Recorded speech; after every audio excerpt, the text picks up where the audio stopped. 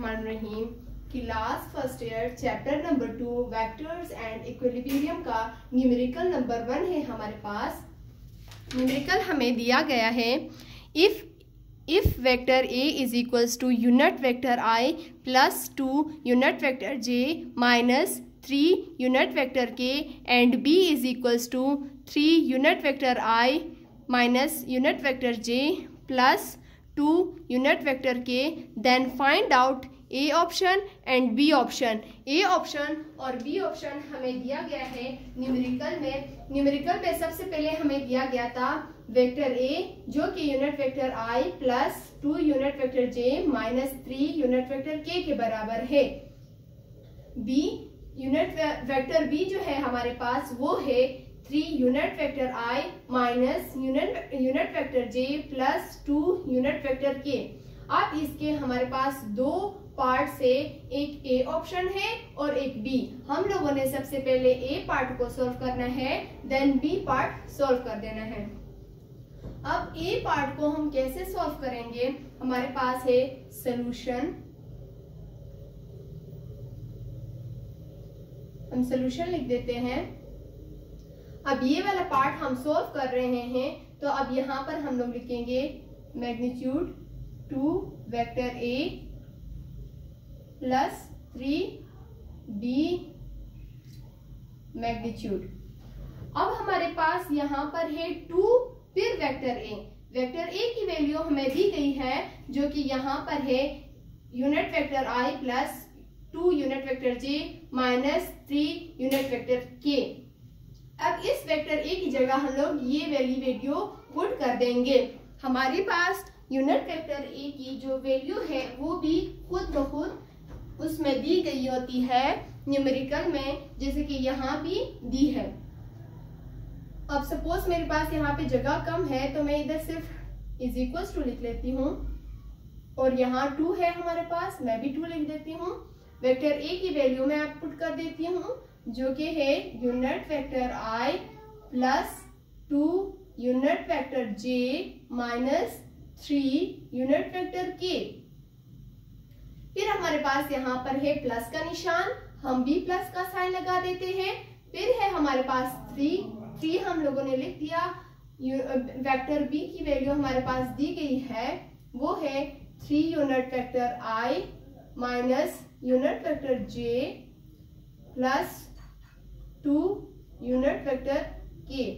अब इनको हम आपस में मल्टीप्लाई कर देते हैं, फिर इसका आंसर आ जाएगा इज इक्वल्स टू 2 को यूनिट वेक्टर आई के साथ जब हम मल्टीप्लाई करते हैं तो हमारे पास आंसर आता है 2 unit vector I plus 2 2s are 4 unit vector जे।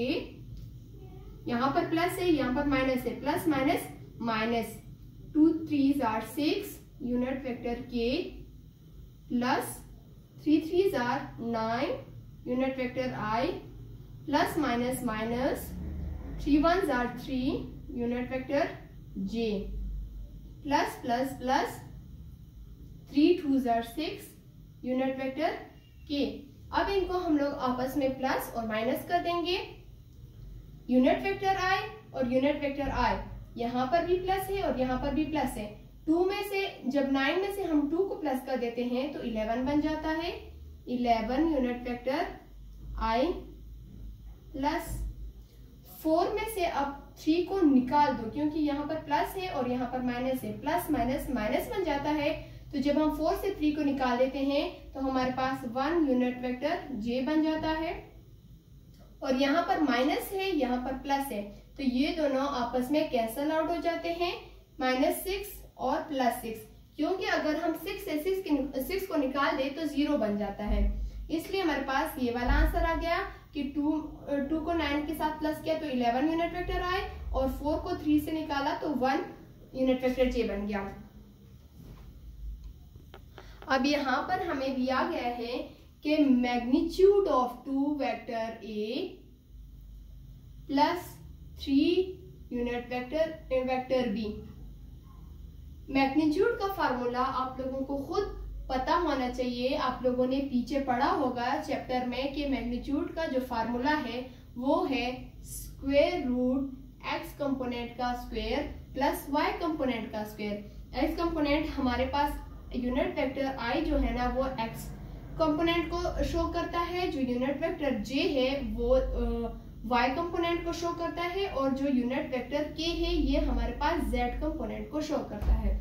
अब यहाँ पर सिर्फ हमारा जो ना यूनिट वेक्टर i और यूनिट वेक्टर j का आंसर आया हुआ है, इसमें हमारे पास यूनिट वेक्टर k नहीं है, तो हमारे पास इस तरह फार्मूले में आएगा कि square root unit vector i का होल स्क्वायर जो कि हमारे पास 11 है, 11 का whole square plus unit vector j का हमारे पास स्क्वायर आएगा जो कि 1 है। 1 का स्क्वायर लेंगे, इसको भी हम रेज कर देते हैं।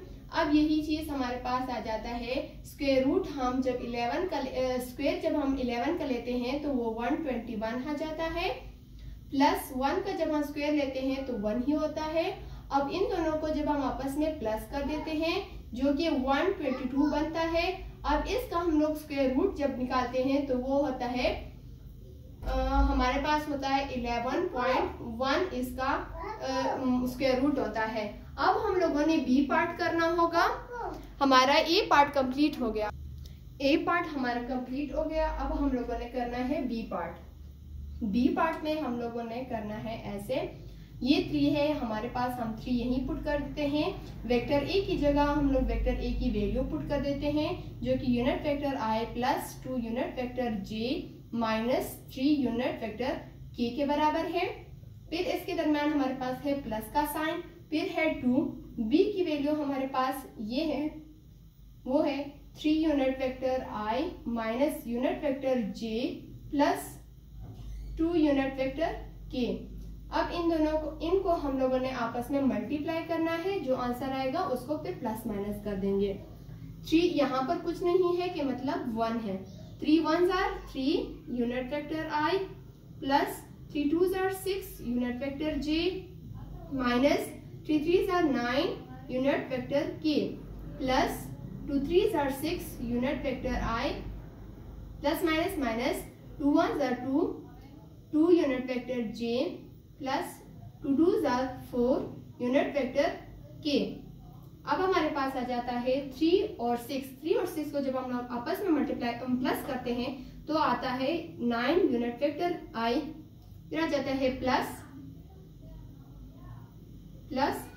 6 में से 2 को माइनस करो तो आ जाता है 4 unit vector j minus plus minus 9 में से 4 को माइनस करो तो आता है 5 यूनिट वेक्टर k।